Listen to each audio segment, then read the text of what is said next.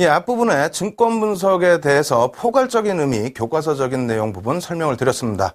그럼 이번 주에 공부해야 될 부분 다시 한번 짤막하게 설명을 드릴 텐데요. 먼저 기본적 분석에 대해서 내일 우리가 자세히 분석을 할 겁니다. 그리고 그 다음날 금요일에는 우리가 기술적 분석에 대해서 일단 간단하게 전체적인 기술적 분석이 어떤 내용이 있는지 이 부분 계속해서 진행을 할 텐데요.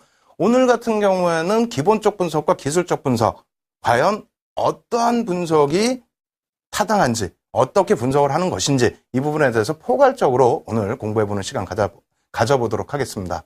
먼저 기본적 분석에 대해서 설명을 드려보도록 하겠습니다. 기본적 분석, 오히려 기술적인 분석보다는 조금 더 쉽지 않나 이렇게 생각을 하는데 많은 분들이 그래도 또 어려워하십니다. 그러한 이유는 평상시에 들어보시지 못했던 그러한 단어들이 좀 많이 나오기 때문이죠. 화면 놓고 보면서 설명드려보도록 하겠습니다. 주가란 기본적 분석은 어렵나요? 이렇게 해놓고 주가란 이렇게 해놨어요. 그래서 기본적 분석 부분에 있어서 앞서 이제 설명드린 것처럼 가장 기본적인 내용, 어떤 것이 전제 조건으로 돼야 되는 것인지 그 공간을 이제 좀 비워놓은 건데요. 기업의 내재 가치입니다. 그러니까 기본적 분석에서는 사실상 다른 내용보다도 일단 기업의 내재 가치를 분석한다 이렇게 생각을 하시면 되겠습니다. 그리고 이것이 주가의 부분에 있어서의 분석 내용인 거고요. 기본적 분석이 꼭 주식에 대한 기본적 분석만은 아니죠. 전체적인 분석이기 때문에 모든 것에 대한 산업의 내재 가치라든가 또 전체 경제 상황의 펀더멘탈이라든가 이런 부분을 분석하는 것이 기본적 분석이다. 이렇게 놓고 보시면 될 것 같습니다. 지금 굉장히 좀 걱정스러운 부분은요. 오늘 방송 나오면서부터도 어려웠던 부분 중에 하나가 너무 교과서적인 내용이라서 좀 딱딱하지는 않을까. 그리고 지겹지는 않을까. 거기에 그 정도면 다행인데 어렵지는 않을까 이런 부분입니다. 그래서 여러분들께 캔들 교육할 때도 말씀드린 것처럼 단호하게 말씀드리겠습니다. 지금 부분은 그냥 듣고 순간적으로 해석을 해드리면 이해하실 수 있는 정도의 수준이기 때문에 그럼 듣고 잊어버리셔도 된다. 다만 그러한 부분을 왜 공부를 하느냐 이렇게 말씀을 하신다면은 항상 말씀드려왔다시피 기초적인 부분을 완벽하게 좀 쌓아 놓으셔야만 뒷부분에 윤정두가 알려드리는 비법이라든가 투자 노하우 부분을 완벽하게 습득할 수 있다. 이렇게 설명을 드리겠습니다. 따라서 계속해서 지금 중반 이후로 달려갈 때까지도 조금 지겨울 수가 있는데요. 그러한 부분에 있어서 졸지 마시고 좀 능동적으로 공부해 나가실 것을 좀 권해드리도록 하겠습니다. 계속해서 화면 보면서 좀 빠르게 진행을 해드리도록 하겠습니다. 기본적 분석의 분류인데요. 이 부분도 사실상 이렇게 따지고 놓으면 굉장히 어려워요. 질적 분석과 양적 분석. 기본적 분석에 대한 예제 부분 조금 이따 또 보여드리겠습니다만 CPI라든가 PPI라든가 단어만 들으셔도 좀 어려우시죠. 하지만 그러한 소비자 물가지수 그리고 생산자 물가지수 이러한 부분들을 어느 정도는 좀 이해를 하시고 넘어가셔야만 시장에 대응해 나가실 수 있다. 그래서 전체 시장의 흐름과 그리고 내 종목의 흐름까지도 같이 연동시켜서 보실 수 있는 그 시각을 가지실 수 있게끔 지금 시간은 교육을 진행한다. 이렇게 말씀을 드리겠습니다. 계속해서 놓고 또 설명을 드려보도록 하겠습니다. 기본적 분석의 종류 부분인데요. 경제 분석과 산업 분석과 기업 분석이 있어요. 이게 이제 사실상은 좀 핵심적인 부분이다라고 말씀을 드리겠는데 기본적 분석은 뭐라 그랬어요? 내재 가치에 대한 분석이라고 분명히 말씀을 드렸습니다. 내재 가치에 대한 분석. 그래서 이 내재 가치에 대한 분석 부분을 다시 한번 놓고 본다면은 경제를 분석하는 부분. 그러니까 전체적으로 정부 정책이라든가 글로벌 경제에 대한 이슈 그리고 경기 동향. 그래서 금리, 환율, 유가 이러한 부분들의 거시적인 지표, 큰 지표를 말씀드리는 거죠. 그 부분을 분석하는 법. 그리고 산업에 대한 경기 사이클, 어떤 업종이 순환성으로 어떻게 진입이 되느냐. 거기에 기업 가치 분석.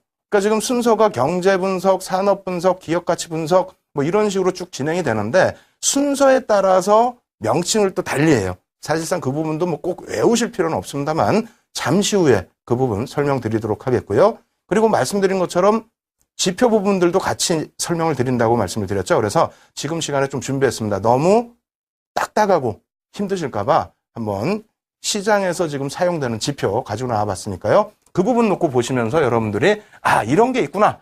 이런 분석이 있구나라고 생각을 하시면 될 것 같아요. 기본적 분석 어렵나요? 저도 어렵네요, 지금.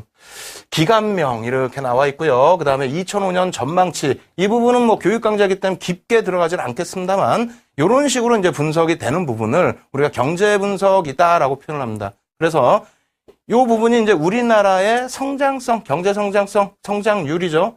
성장률 부분에 대한 전망치인데요.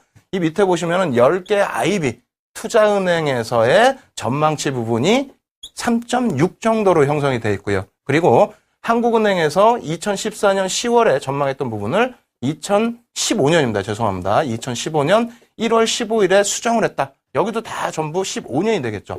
죄송합니다. 그래서 이러한 부분들의 그 전망치라든가 또 수정된 사항, 그리고 중간에 계속 그거는 바뀔 거예요. 상반기에도 또 바뀔 거고요. 또 하반기에도 바뀌게 될 텐데, 최근에 이슈되는 부분 또 설명을 드릴 텐데요. 조금 전에는 우리나라의 경제 성장률이다라고 한다면은 두 번째 가지고 나온 자료는 뭐가 되겠습니까? 2015년도 1월 달에 우리가 시장에서 큰 기대를 가지고 갔었던 부분 중에 하나, 유럽 중앙은행의 기준금리 부분입니다. 이 기준금리는 일단은 뭐 멈춰져 있는 상태죠. 하지만 멈춰져 있는 구간에서 무엇을 했다? 시장 기대치를 뛰어넘는 양적 완화를 했다.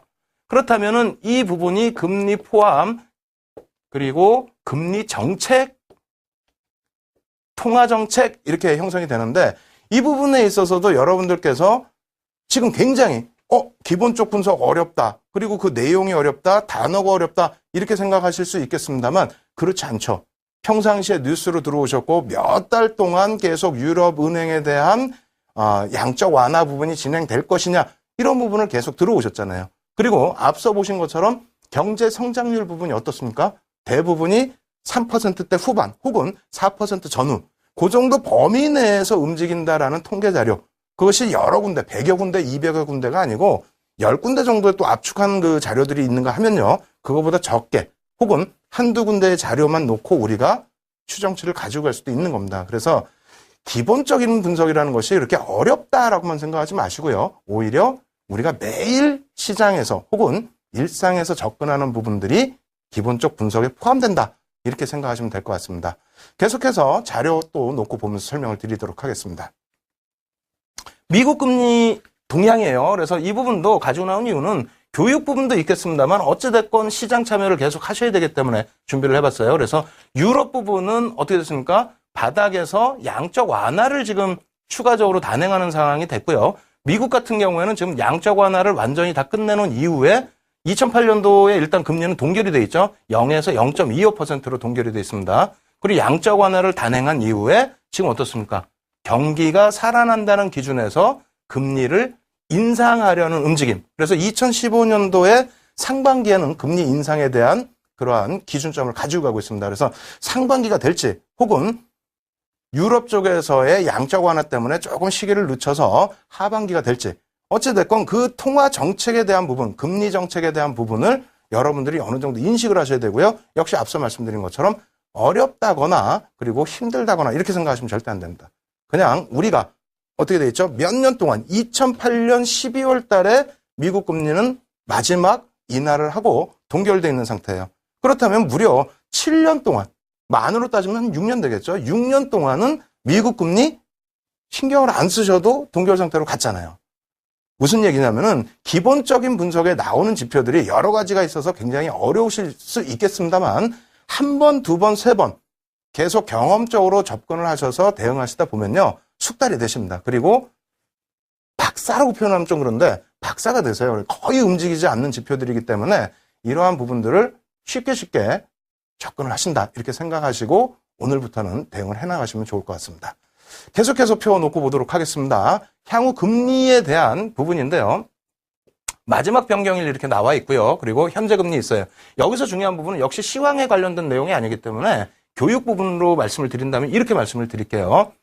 우리나라의 현재 금리도 작년 10월 이후에 지금 동결 상태입니다. 안 움직이고 있다는 거죠. 그리고 앞서 말씀드린 미국의 연방은행 FED에서 지금 금리 정책편 부분은 2008년 12월 이후에 멈춰 있습니다. 유럽 금리 같은 경우에도 마찬가지죠. 2014년 9월 이후에 지금 멈춰 있는 상태예요. 영란은행 같은 경우 영란은행 영국이죠. 영국의 영란은행 같은 경우에도 2009년도 이후에 멈춰 있다. 무슨 얘기냐면은 대부분의 국가들이 일본도 마찬가지로 멈춰 있다라는 겁니다. 무슨 얘기냐면 잦은 변동이 있는 것이 아니고 우리가 한 번 알면은 최소 몇 개월, 분기, 반기, 1년 이러한 기준에서 거의 비슷하게 흘러간다. 따라서 여러 가지 많이 하려고 하시는 기준이 아니고 간단하게 몇 가지 중요한 것만 아시면은 경제 분석이라든가 산업 분석이라든가 기본적으로 뭐 종목 분석은 다 하시겠죠. 그래서 그러한 부분을 포괄적으로 놓고 볼 수 있다. 그렇게 된다면 시장 대응하시기가 굉장히 좀 편해지실 거다. 이렇게 말씀을 드리겠습니다. 자, 이렇게 놓고 보시면요. 사실상 이 부분이 여러분들 보시면 뭐 제약사별 1월 원해 처방 조제액 및 증가율 이렇게 써 있는데 보셔도 잘 모르시는 부분이 있을 거예요. 그리고 이 자료가 지금 2015년입니다만 이 자료는 실질적으로 2009년도 자료입니다. 2009년도. 사실상 이 자료를 갖고 나온 이유는 지금 당장의 기준에서 이렇습니다라는 내용이 아니라 이런 분석을 한다. 내가 만약에 제약업종을 가지고 있다라고 한다면 사실 이 부분을 뭐 여러분들이 분석하시겠습니까? 그렇진 않죠. 시장에서 나와 있는 보고서 내용들을 바탕으로 해서 내 종목이라면은 조금 더 접근을 하셔서 놓고 보셔야 된다. 그래서 이 부분이 산업 혹은 업종 분석 이렇게 놓고 보시면 돼요. 그래서 단어만 놓고 보시면은 전혀 우리랑 상관없는 그러한 내용, 분석 내용 이런 것 같지만은 실질적으로 내가 가지고 있는 종목이고 업종이라면은 이 정도 부분은 놓고 보셔야 된다라는 부분을 끝으로 강조를 드리겠습니다. 이렇게 해서 이제 뭐 기본적 분석에 대해서 거시적인 부분, 그래서 경제 분석과 산업 분석과 개별 기업 분석, 개별 기업 분석에 대해서는 사실상 뭐 깊게 안 들어갔죠. 그것은 내일 여러분들께 실제 투자에서 활용하실 수 있는 비법을 알려드리기 위해서 지금 멈춰놓은 겁니다. 그렇기 때문에 기본적 분석, 오늘 기준에서는요, 전체 경제 동향 보시는 방법, 산업 동향, 업종 동향 보시는 방법, 이 정도에서 좀 마무리를 하시면 될 것 같고요. 그리고 분석 방법, 뭐 어떤 것이 있는지에 대해서만 좀 아시면 될 것 같아요. 이해만 하시면 될 것 같은데 거시적인 분석에서부터 종목으로 내려가는 방법, 또 종목에서부터 거시적인 분석으로 올라가는 방법, 이 부분을 뭐라고 하는지 교과서적인 내용만 또 끝으로 놓고 보도록 하겠습니다. 자, 이렇게 놓고 보시면은요, 화살표가 위에서 아래로 돼 있죠. 다시 얘기한다면은 경제 분석, 그리고 산업 분석, 그리고 기업, 개별 기업 분석, 그리고 나서 이제 우리가 유망 기업을 발굴하는 이러한 방법을 탑다운 방식이라고 얘기를 하고요. 일반적으로 사실은 이러한 분석을 지향을 하고 있습니다. 그리고 이러한 분석이 가장 많이 사용이 되고 있어요. 다만 일반 투자자분들의 경우에는 사실상 이러한 분석 내용보다는 반대로 가는 경우가 있죠. 그나마 또 이제 그 바텀업 분석이라고 표현을 하는데 반대로 간다고 해서 나쁜 건 아닙니다. 나쁜 건 아닌데 전체적으로 어떤 부분이 좀 문제가 될 수 있냐면 종목은 발굴을 하세요. 어떻게든 종목은 발굴하십니다. 이것이 또 뭐 기본적인 분석을 통해서든 기술적인 분석을 통해서든 혹은 소문에 의해서 이것도 어찌 보면 기술적 분석이 되는데요. 소문에 의해서 어떤 종목을 발굴한 이후에 이 기업에 대해서 분석을 좀 등해시하는 경우가 있어요. 그리고 산업은 더더욱, 그리고 경제는 더더욱 관심을 안 가지시는 경우가 있습니다. 다만 이렇게 된다면 가장 큰 문제가 발생이 되는데 그 부분에 대해서 짧게 설명하고 앞부분 기본적인 분석은 마무리 짓도록 하겠습니다. 일단 여러분들께서요, 지금 우리가 일반적으로 쓰는 탑다운 방식이라는 부분이 경제 동향을 놓고 보고, 그 다음 산업 동향, 그 다음에 뭐 산업 동향을 놓고 보면서 업종을 보겠죠? 그리고 종목군들을 보고 그 종목군에서 탑픽이 될 수 있는 종목을 끄집어내시는 그러한 전략을 가신다면은 사실상 시장에서 실패하는 경우는 드뭅니다. 그런데 여러분들께서는 이제 그게 좀 어렵다고 생각을 하시거든요. 경제 분석은 경제학자가 하는 거다 이렇게 생각하시는데 결코 그렇지 않습니다. 경제 분석에서부터 우리가 쉽게 대응을 하실 수 있다 이렇게 말씀드리겠고요. 그리고 문제가 발생될 수 있다라고 말씀드렸는데 문제가 발생되는 부분은 이렇습니다. 종목을 발굴을 하셨는데 대부분이 소문에 의해서 편입하시는 경우가 종종 있으세요. 그리고 두 번째로는 어찌됐건 내가 분석을 해서 종목을 편입했다 할지라도, 그러니까 분석 그 내용들은 대부분이 시장에서 노출되어 있는 내용들이죠. 그러니까 어떤 업종이 좋아질 것이다라는 보고서가 많이 노출되어 있는 상태라는 겁니다. 그리고 나서 그 업종에 대해서 이것이 노출된 업종인지 혹은 새롭게 갈 수 있는 업종인지 이러한 부분에 대해서는 어려워하시고 또 분석을 안 하시고, 또 경제 분석은 아예 또 안 하시는 경향이 있죠.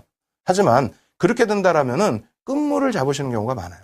다시 얘기해서 앞서 말씀드린 것처럼 유가가 급락하고 있음에도 불구하고 정유업체, 화학업체를 낙폭과대주다라는 인식으로 가지고 가시는 경우가 있다는 거죠. 또 한 가지는 엔화가 약세를 떼서 자동차 업체들이 다소 힘든 구간에 놓여져 있습니다. 근데 무조건적으로 저평가 상태다라고 인식을 하시는 경우도 있다라는 겁니다. 따라서 맨 처음부터 강조드린 것처럼 우리가 너무 많은 것을 알 필요도 없고 그리고 너무 똑똑할 이유도 없습니다. 다만 기본적인 부분은 알고 넘어가자. 그리고 한 번만 더 강조를 드리게 된다면요. 조금 전에 말씀드렸죠. 경제 지표라는 것이 어려운 게 아닙니다. 우리 주변에 있는 요인들이 경제 지표인 만큼 그러한 부분들을 쉽게 생각하시면서 쉽게 대응해 나가자. 이렇게 말씀을 드리겠습니다. 예, 내용이 굉장히 좀 어렵기도 하고 지겹기도 하고 딱딱하기도 했을 텐데요. 이 부분 어찌됐건 교육 교재 놓고 보시면서 차분하게 풀어 나가실 것을 권해드리고요. 그리고 실시간으로 제가 지금 첨삭지도 해드리고 있으니까요. 참여하시기 바랍니다.